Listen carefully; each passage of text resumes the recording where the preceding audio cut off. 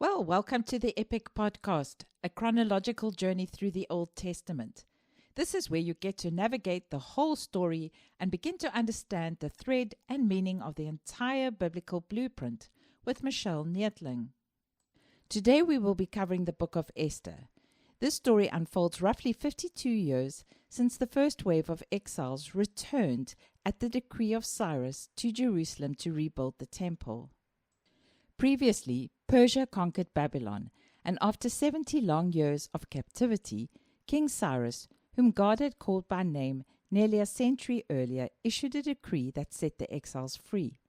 He sent them home with gold, silver, and sacred vessels to rebuild the temple and the city of Jerusalem. Zerubbabel, a descendant of King David, and Joshua the high priest led the first wave of exiles that returned. God gave them 2 prophets, Haggai and Zechariah, to encourage them, and after years of opposition and waiting, and another decree by King Darius the Great of Persia, the temple finally stood again. But not all the Jews returned to Jerusalem. Most of God's people, comfortable, prosperous, settled, chose to remain scattered throughout the vast Persian Empire. They had built houses and raised children, started businesses. The lines that once set them apart as God's people blurred as their customs blended with the nations around them. Daniel and Zechariah were given visions of the future, our future, and the prophetic timeline for things not yet revealed on the epic blueprint. Now we pick up the story more than 30 years since the last stones of the temple were laid, in the book of Esther. Life in Jerusalem had quietened into routine worship, yet far beyond those temple courts, in the bustling heart of Persia, another chapter of God's story was about to unfold. At this point, the throne of Persia belonged to King Xerxes, the grandson of King Cyrus. He ruled from the citadel of Susa, far east of Babylon, where Daniel once served, and hundreds of miles from Jerusalem. His kingdom extended from India all the way to Ethiopia. He had it all: power, wealth, glory. But like every ruler before him, his empire would serve God's epic design. King Xerxes was married to Queen Vashti. Though Xerxes maintained a vast harem of concubines, there was only one queen, chosen for her nobility as much as her beauty, and she could not easily be replaced. To depose a queen was to break custom and challenge the very order of the court. Yet in God's unseen strategy, even the unshakable would soon be shaken, and the impossible door opened. Xerxes was not only powerful, but extravagantly wealthy, and in the 3rd year of his reign he wanted the world to know it. So he threw a celebration unlike any other, a royal banquet that lasted 180 days. Folks, that's 6 months, half a year of feasting, flaunting, and showing off the full splendor of his empire. All the who's who were invited: nobles, princes, military commanders, governors, every influential man from India to Ethiopia. And when those 6 months finally ended, Xerxes wasn't done. He hosted one more feast, this time a 7-day party in his private palace garden, open to everyone in Susa, from the least to the greatest. By the 7th day, Scripture says, the king was high in spirits from the wine. Caught up in pride and intoxicated by his own grandeur, Xerxes sent for Queen Vashti, his most prized possession, to appear before his guests and display her beauty. But Vashti refused. It was a bold and miscalculated move on her part, and it didn't go down well.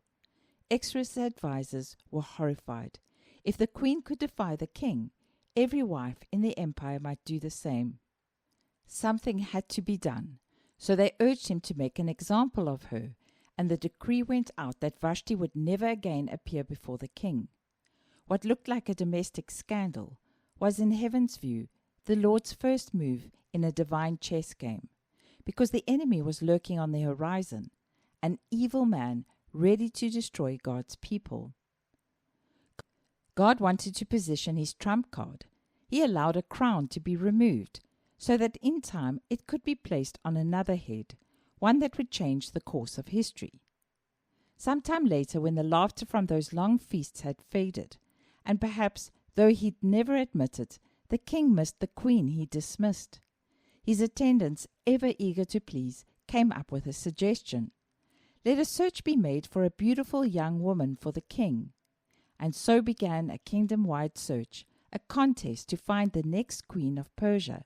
From every province, young women were brought to Susa. They were taken from their homes, groomed for months, and trained in court etiquette, each one hoping, or perhaps dreading, to be chosen.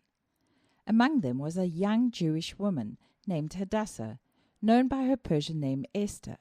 She was an orphan raised by her cousin Mordecai, a quiet man of faith who served at the king's gate. Esther's life had been simple, even hidden. She was not chasing crowns or attention. Like so many of us, she probably prayed for purpose, for direction, for something more, never realizing that her quiet obedience was already part of a much larger plan. Esther was just a young woman trying to find her place in a world that had already taken too much from her. She had lost her parents at a young age, a wound that shapes you in only ways God can truly heal. Mordecai, her older cousin, took her in as his own daughter. He taught her the stories of their people, the faithfulness of God through Abraham, Moses, and the prophets. He raised her to trust that even in exile, the Lord had not forgotten his promises. Still, there must have been days when Esther felt unseen. She had no grand title, no inheritance, no promise of marriage. Just an ordinary girl in a foreign land, carrying quiet dreams like any woman her age, of belonging, of being loved, of living a peaceful life. And then everything changed. Without warning, soldiers arrived in her neighborhood and took her with the others to the king's palace. She would never have volunteered. She was chosen, drawn into a story she neither sought nor understood. Imagine her fear leaving behind the only family she knew, separated from Mordecai, her home, her routines, and her freedom. Instantly, her life was no longer her own. Now she would just be one among hundreds, perhaps thousands in the king's harem. Just a number, nameless. But heaven knew her name. Heaven was in control.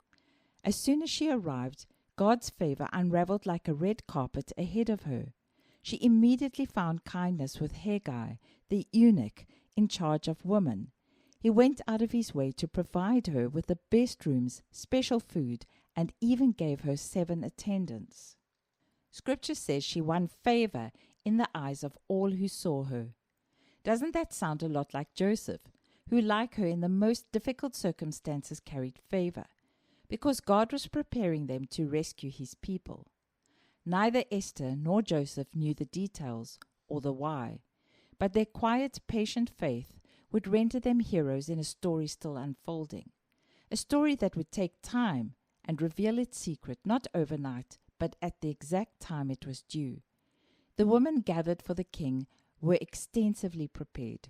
12 months of grooming, 6 months with oil of myrrh, 6 with perfumes and cosmetics, every detail designed to please King Xerxes.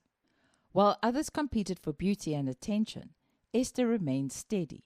She listened, she observed, she waited, and God began to move. She didn't know it yet, but her obedience, her humility, and her quiet faith were aligning her life with something far beyond what she could imagine. And then, after months of waiting, Esther's moment finally came. In the 7th year of Xerxes, the day arrived when she would be brought before the king. There were no guarantees, no promises, only the quiet knowledge that her life could change forever, one way or the other. She held her breath. Her beauty wasn't in her adornment, it was in her peace. Scripture says she asked for nothing except what Haggai, the king's attendant, advised. That's such a subtle line, but it tells us everything about her heart. She trusted the wisdom that God had placed around her, and ultimately the unseen hand guiding her steps. And then the king, the most powerful man on earth, saw her, and he was moved. The text says the king loved Esther more than all the women, and she found favor and kindness in his sight more than any of the other virgins. He placed the royal crown on her head, and I'm sure she sighed with relief, a bittersweet moment. Her promotion was a God-ordained shift woven in silence through the threads of pain, obedience, and perfect timing. Esther's rise wasn't luck. It wasn't coincidence. It was alignment. Every delay, every tear, every unanswered prayer, all of it was leading here. What she didn't know was that her breakthrough was part of a much larger story. God had positioned her for a rescue not yet revealed. To celebrate, Xerxes declared a great feast, the banquet of Esther. Gifts were lavishly given, and a holiday was granted throughout the empire. Meanwhile, Mordecai, Esther's cousin, kept watch, looking out for her. Stationed at the king's gate, he remained close. One day he discovered two men conspiring to assassinate the king. Mordecai immediately sent word through to Esther. The matter was investigated, confirmed, and recorded in the royal chronicles. Mordecai was credited, but not rewarded. A good deed, quietly done, overlooked by man, but not by God. We will see how this will resurface at the appointed time, and it will be vital to God's plan in the story.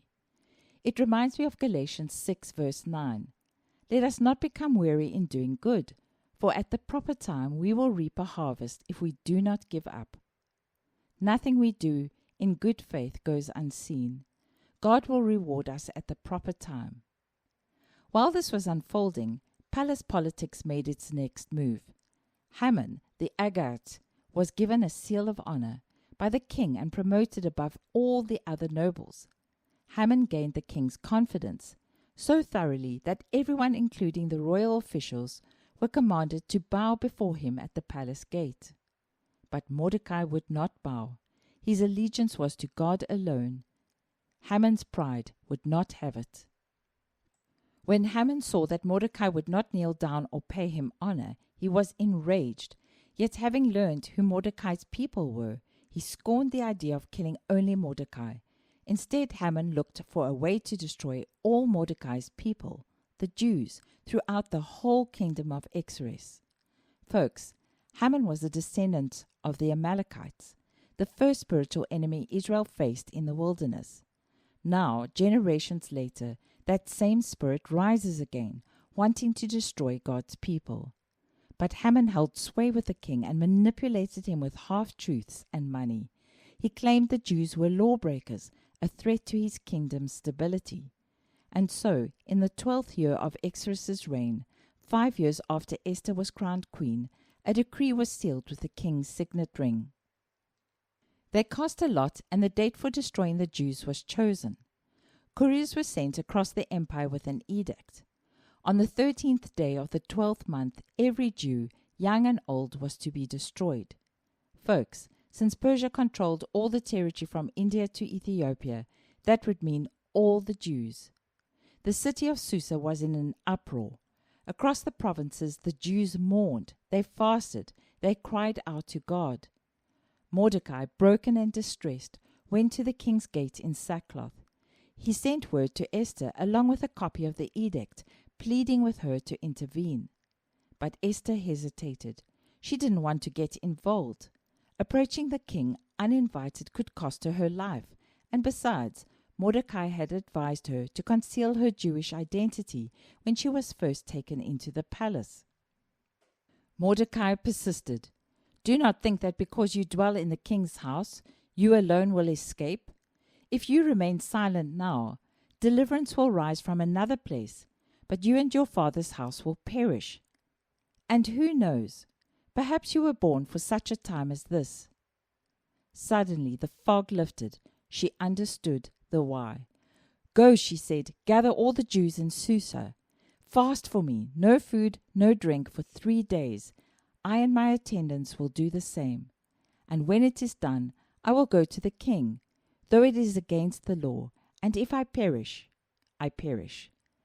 The next 3 days were long, silent, heavy, no breakthrough, and no peace.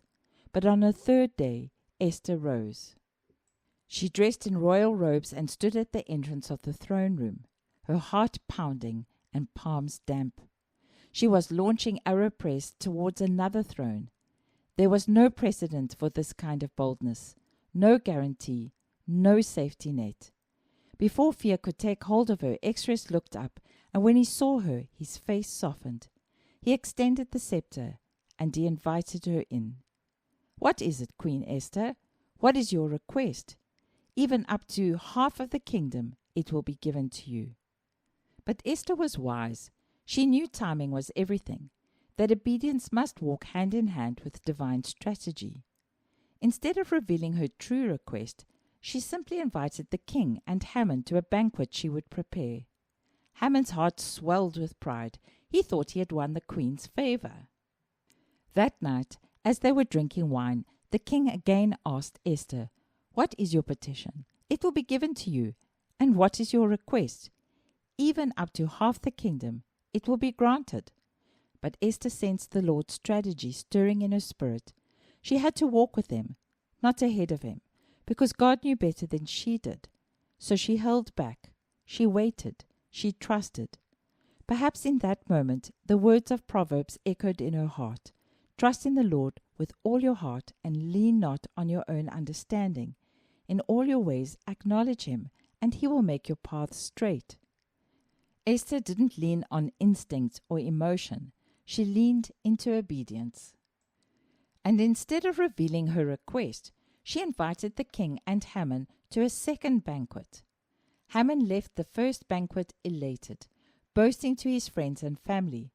But his joy quickly turned to rage when he passed Mordecai at the gate, still standing, still refusing to bow. He was furious. To calm him down, his wife and advisers offered a solution. Have a pole set up reaching to a height of 50 cubits, and ask the king in the morning to have Mordecai impaled on it. Then go with the king to the banquet and enjoy yourself. Folks, doesn't this sound familiar? Remember when King Ahab sulked over Naboth's vineyard? Jezebel didn't hesitate. She arranged for an innocent man to be killed just to satisfy her husband's whim. That same spirit is here again. Kill the man, get rid of him, then get what you want. But that very night, King Xerxes couldn't sleep, so he ordered the royal chronicles to be read to him. And as the servant read, he came to the record of Mordecai's act of loyalty years earlier, when he exposed the plot against the king. The king paused. "What honor has been given to this man?" "Nothing has been done for him," the servant replied. At that exact moment, Haman entered the court, eager to ask permission to hang Mordecai. Before Haman could speak, the king asked, "What should be done for the man the king delights to honor?" Thinking the king was speaking of him, Haman declared, "Let him be dressed in royal robes, placed on the king's horse, and led through the city streets by one of the king's nobles, proclaiming, 'This is what is done for the man the king delights to honor.'" "Excellent," said the king. "Go at once. Do everything you've said, for Mordecai the Jew." Oh, to have seen Haman's face, the shock, the horror. He had no idea who he was dealing with. The God of the universe always has the upper hand. The irony of heaven unfolded. Talk about having to eat humble pie. Haman had to parade Mordecai through the city, proclaim his honor, all the while his heart burned with shame. When he was done, he rushed home to lick his wounds. But before he could recover, royal messengers arrived, summoning him to Esther's second banquet. Once again, at the second banquet, the king asked Esther, "What is your request, Queen Esther?" "It will be granted." And Esther, with a trembling courage, revealed her secret. "If I have found favor in your sight, O king, spare my life and the lives of my people, for we have been sold to destruction and death." The king's face darkened. "Who is he? Where is the man who has dared to do such a thing?" Esther's voice was steady, even though her knees felt weak. "The adversary and the enemy is this vile Haman." You could hear a pin drop, and Haman paled. The king got up in a rage, left his wine, and went out into the palace garden. But Haman, realizing the king had already decided his fate, stayed behind to beg Queen Esther for his life. When the king returned, he found Haman fallen on the queen's couch. The king didn't see a man begging for his life. He saw something far more sinister. "Will he even molest the queen while she is with me in the house?" As soon as the word left the king's mouth, they covered Haman's face. Then one of the eunuchs attending the king said, "A pole reaching to the height of 50 cubits stands by Haman's house. He had it set up for Mordecai, who spoke up to help the king." The king said, "Impale him on it." So they impaled Haman on the pole he had set up for Mordecai. Folks, do you see what just happened? God reversed the very thing the enemy wanted to use to hurt Mordecai and used it to destroy the enemy. I have seen this happen so often in my life. Awful things happen and then God flips the circumstances, and what was meant to rob me or hurt me actually turns out to be a great blessing. The week I started the Epic podcast series, my studio was broken into. All the new recording equipment I had set up, gone. The enemy wanted to steal my voice. I was not covered with insurance yet, but by God's grace, there was a way for me to be reimbursed. And the compensation was not only enough to replace everything stolen, but it was more than enough to install an alarm system. Now I am in a better position than I was before. But even with Haman gone, the danger wasn't, because the decree he had written still stood, sealed with the king's ring. And in Persia, once a law was made, it could not be revoked, not even by the king himself. And isn't life just like that? Sometimes God flips the script. He brings justice. He brings breakthrough, but there's still residue, still consequences to confront, still a battle to finish. Just like my own story, when the studio was broken into, God provided. He reversed the loss, but I still had to rebuild, still had to resecure, still had to press forward with the mission. So Esther fell once more before the throne, weeping, pleading, not for herself, but for her people. And once again the king extended the scepter. King Xerxes replied to Queen Esther and to Mordecai the Jew. "Because Haman attacked the Jews, I have given his estate to Esther. Now write another decree in the king's name on behalf of the Jews, as seems best to you, and seal it with the king's signet ring. For no document written in the king's name and sealed with his ring can be revoked." So they did. The new decree granted the Jews in every city the right to assemble and defend themselves, to destroy, kill, and annihilate any armed force that might attack them, and to protect their women and children, and to plunder the property of the enemies. And when that day came, the day that was meant for their destruction, the Jews rose in strength. They defended themselves valiantly, and what was meant to be a day of mourning became a day of victory, a feast of joy and remembrance. They called it Purim, named after the pure, the lot that Haman had cast to determine their doom. A reminder that even the dice in a pagan court fall according to God's hand. Mordecai was promoted, second in command to the king of Persia, clothed in royal garments and adorned with authority, honored before the empire. Folks, let us let this sink in. Esther's courage didn't just rescue her people. It restructured the power dynamics of the most dominant empire on earth. Her husband, the king of Persia, handed her the signet ring, the power to legislate. He gave her permission to write a decree in her own words, as she saw fit. And then he gave her a legacy, the estate of her enemy, now hers by royal command. The very land that once plotted her destruction became the soil of her inheritance. And Mordecai, he rose to become the second most powerful man in the Persian Empire, an empire that stretched from India to Ethiopia. This wasn't a ceremonial title. This was executive power. He had the king's ear, the king's trust, and the king's seal. It was a Joseph moment, only this time in Persia, a divine reversal so complete it echoed through history. This wasn't luck. It wasn't politics. It was providence. Esther's story is not just about bravery. It's about divine partnership. It's the perfect example of co-laboring with God. Mordecai paid attention. He positioned himself to hear and see spiritually. He did good without expecting reward. He cared deeply for his people, and he recognized the fingerprints of God in the unfolding of events. Esther surrendered her circumstances. She gave her best in the harem. She remained humble. she kept her character intact. And when the moment came, she was willing to lay down everything, her comfort, her security, even her life, to save God's people. God orchestrated the setup. He opened the doors. He granted favor, and his timing was perfect, exposing the enemy, aligning the pieces, and bringing it all together. This is what it looks like when obedience meets God's timing in perfect convergence. This is how heaven moves, through ordinary people who dare to say yes. Well, folks, we'll have to wait until the next episode to see how it all unfolds. In the meantime, please share these episodes with your friends and family. Let's work together to spread the word of God and reignite a passion for the powerful, often overlooked stories of the Old Testament.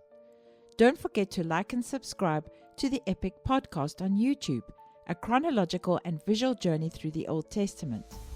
You can find me under Michele Neethling 6170, the Epic Podcast. You can also follow me on social media, Facebook, Michele Neethling Art, Instagram, Michele Neethling Art. And remember, that's Michele with just one L. Check out my website, intuitiveprophetiCart.co.za. If you'd like a beautiful hardcover edition of my book, The Epic, a chronological and visual guide through the Old Testament, you can order directly from me at michelneethlingart@gmail.com. Both books, Crossing the Jordan River and The Epic, are available on Takealot South Africa and soon to be on Amazon internationally.